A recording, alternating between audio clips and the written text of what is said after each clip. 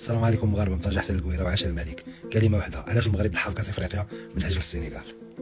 المغرب راه ضحى بكاس افريقيا راه ماشي من اجل المغرب. ما تجيش وتدخل لي ديك البكائيات وتقول لي راني ضحيت بكاس افريقيا باش التظاهرات نجاح وكذا. هادشي راه العالم كيشوف، العالم كيشوف.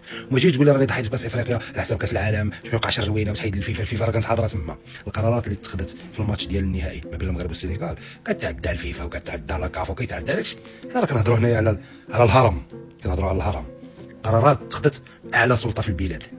لان علاش بالضبط في ذاك القرارات اتخذت هذا الشيء؟ لان المغرب ضحى بكاس افريقيا من اجل السنغال كدوله وكشعب. والله وكو كان المغرب بغى يضحي بالسنغال كدوله وكشعب كان ماركاو ذاك البيلانتي. ولكن انا تنقول لك حرب اهليه، اسقاط النظام كانت عنده علاقه بيلانتي. ايماجين بيلانتي، كارثه ديال دوله تهبط به. حرب اهليه ولا اسقاط نظام، روينه كانت تتوقع. خلينا ماشي يقول لك هذوك خوتنا كانوا كيضربوهم تما بالحجر ويهرسوا لهم كذا. هذاك الشيء راه كيوقع عندنا حنا غير ما بين فرقه وفرقه، راه كيهرسوا الطوبيسات ويهرسوا كذا. انا كنقول لك جاني انفانتينو وموتسيبي في هذاك الفينال كانوا غير بيادق. قرارات كنقول لك اتخذت من عند ناس ما كيبانوش، ناس في الخفاء.